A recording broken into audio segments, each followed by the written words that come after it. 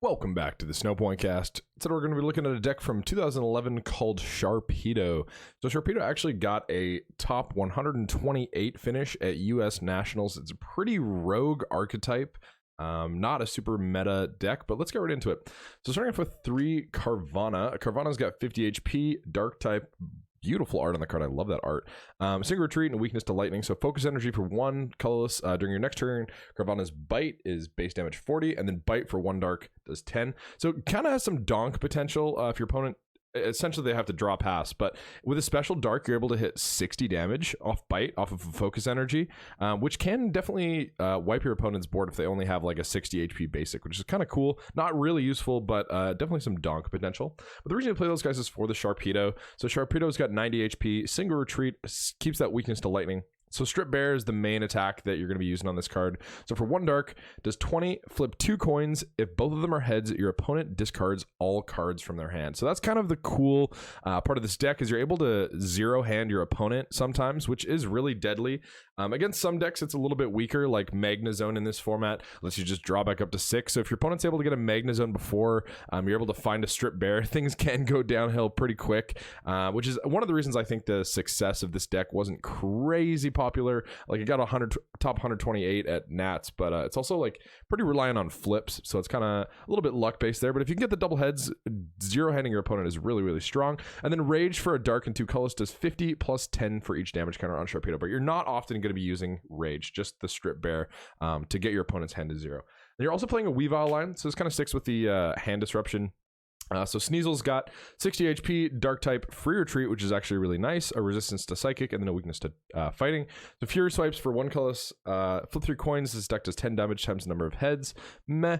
And then beat up for 2 dark, does 20 times, flip a coin for each of your Pokemon in play. This attack does 20 damage for each number of heads. So it's actually a really decent attack. Beat up if you have 2 special darks and you have a full board.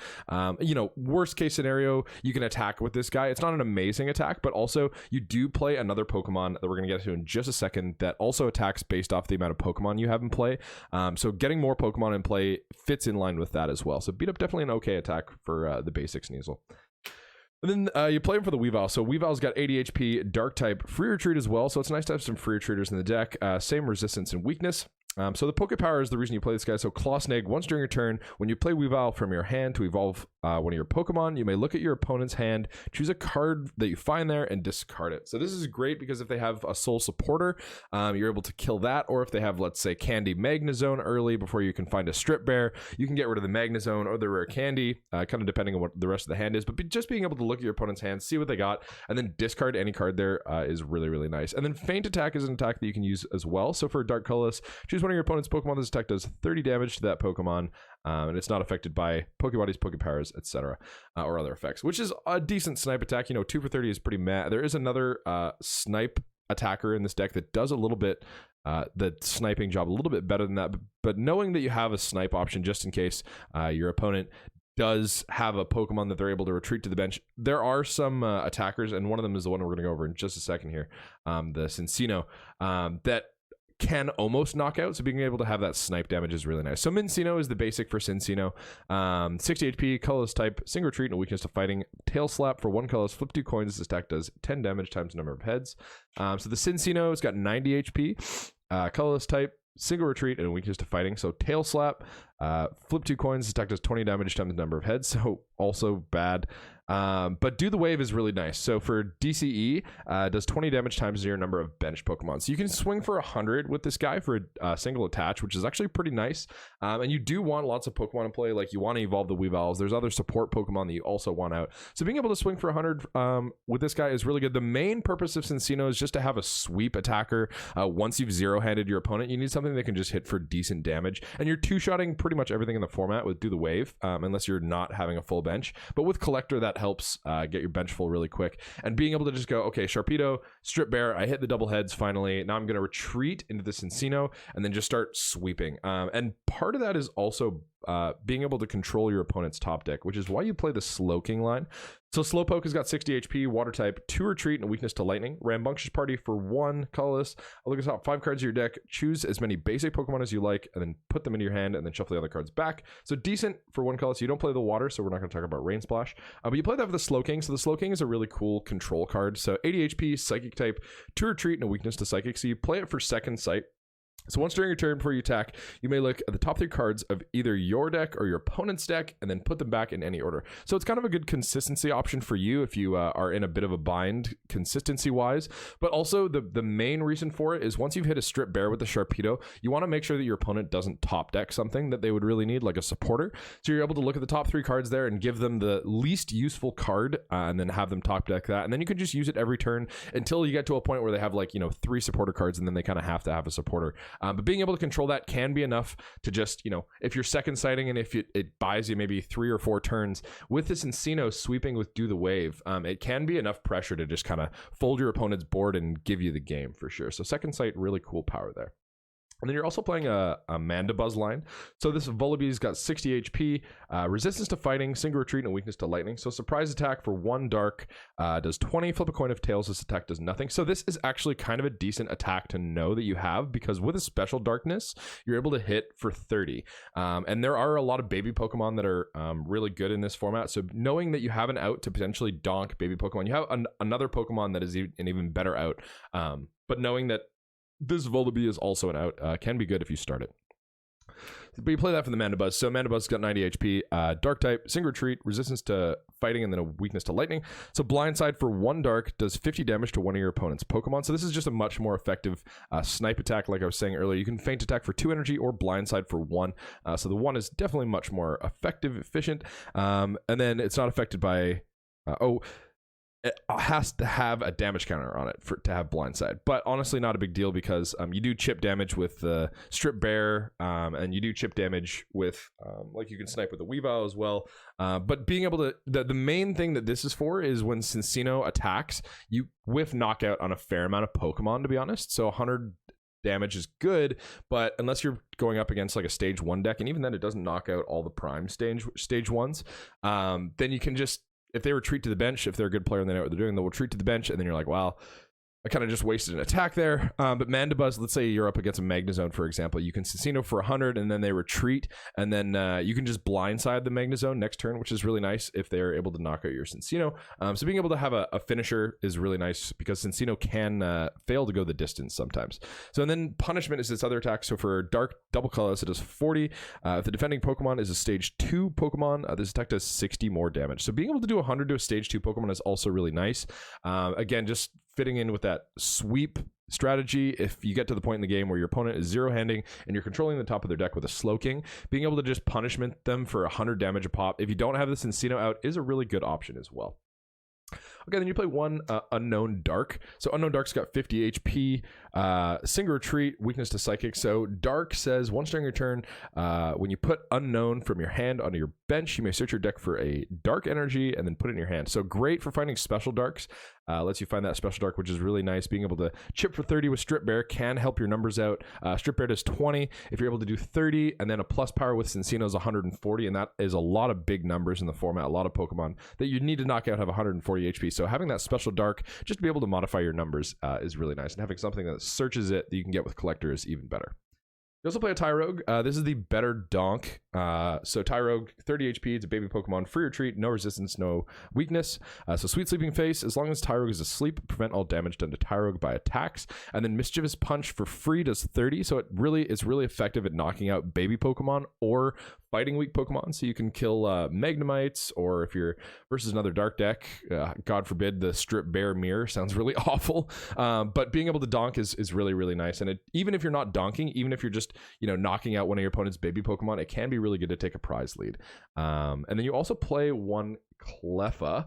So Klepha, 30 HP, also a baby Pokemon, free retreat, no resistance, no weakness. Sweet Sleeping Face, same thing as the Tyrogue, except for Klepha. And then Eek for free, shuffle your hand into your deck and then draw 6 cards. So this is kind of if you're bricking. If you have nothing but a Collector and an energy, it lets you just go attach to the active, Collector for a Klepha, retreat, and then Eek, and hopefully hit something off of the Eek. And if you don't, then keep eeking until you hit something. So definitely a decent Pokemon-based consistency card there. Okay, so getting into some of the trainer cards, starting off with 4 Pokemon Communication. You are playing a ton of different Pokemon in this deck, so being able to put one back and get another one, depending on what stage in the game you're at. If you're at an early game, getting a Sharpedo, later in the game finding a Cincinno or a Slowking, or really just depending on what your hand is, being able to switch your Pokemon around. There's a lot of 1-ofs and 2-ofs, so being able to rotate the Pokemon that you have is definitely really nice. And you're also playing 3 Junkarm, so there's a fair amount of trainers that you would like to get back in this deck. So Junkarm, discard 2 cards from your hand, take a trainer card from your discard pile, put it in your hand. So that can get you a Pokemon Communication or a number of other things, but just being able to reuse your resources is very, very good, and Junkarm's a really strong card. This will play 3 Reversal. Reversal is really nice to be able to chip on the attack up your opponent's attackers that you really want to be hitting. Let's say they have a Magnezone, for example. If you're able to strip bare on them with a Pokemon Reversal, then next turn you might be able to kill them with a Cincinno, which is really nice. So being able to hit the Pokemon that you want to hit is really nice. And this is one of the very common Junkarm targets, just because getting your opponent's bench Pokemon in the active is really, really nice. Another cute play you can make with the reversals, if your opponent has a Magnemite, like I was saying, Magnezone is a really deadly card against this deck because they can just draw till they have 6. Even if you hit the Strip Bear, they can just draw back up. If you hit Mischievous Punch with a Tyrogue and a reversal, you can kill a Magnemite in play because they are weak to fighting ×2. So that's kind of a neat play that you can do with reversal, and it kind of prevents the Magnezone from even coming into play, because that's the #1 thing that I think can just body you because your opponent's deck is just going to be better. This deck is not a very strong deck inherently, but Strip Bear lets you just zero hand them, so it doesn't matter how strong you are when you're attacking and they're not, kind of thing. So you're also playing 3 Pluspower. So Pluspower, like I was saying, can help modify your numbers depending on what you need to hit. Being able to Strip Bear for 30 and then combo into the Cincinno, hitting for Do the Wave for 110 knocks out those Pokemon that have 140 HP. Being able to hit for 110 is really good as well. Yanmega Prime is a very common attacker in this format, and it has 110 HP. So being able to swing with a Cincinno with a full bench, just drop a Pluspower, and then you kill a Yanmega is also very clutch. You're playing 2 Dual Balls as well. So Dual Ball, flip 2 coins for each head, search your deck for a basic Pokemon, put it in your hand. So this is great for filling up your bench for Cincinno, but also just good to be able to help you set up. You have a lot of basic Pokemon that you need to find. Sneasel, Carvanha, Mincinno, Slowpoke, Vullaby, Klepha, depending on what your board looks like. And it just helps you get going for sure. And you play 1 Switch as well. So most of your Pokemon have 1 or Free Retreat. A couple have 2, the Slowpoke. But just being able to have that mobility option with Junkarm, even if you discard it, it means that later in the game, you have access with Junkarm, which is really nice.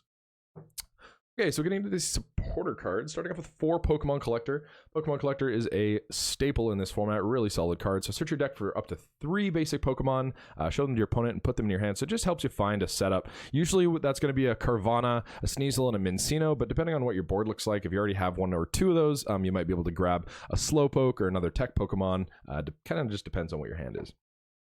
Just playing 3 Sages Training. So Sages Training, look at the top 5 cards of your deck, choose up to any 2, and then put them in your hand and discard the other cards.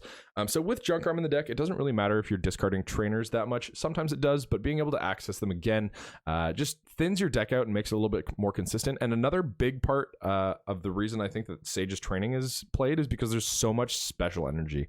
So you want to find rescue energies, you want to find double colorless energies, you want to find special darks, and this is one of the only things that kind of lets you dig for those special energies. You're also playing 3 Professor Oak's New Theory. So Pont is a really solid card as well. So you just shuffle your hand into your deck and draw 6, but any shuffle draw 6 has been pretty good in any format that it's been in. So yeah, just shuffle drawing 6 is a really solid supporter. And then you're also playing 1 Professor Juniper. So discard your hand and draw 7 cards. Like I was saying before, the discarding is not that big of a deal with Junkarm. However, there is a lot of moving Pokemon parts that you can't really afford to discard because of how thin the lines are. So that's why you're only playing 1.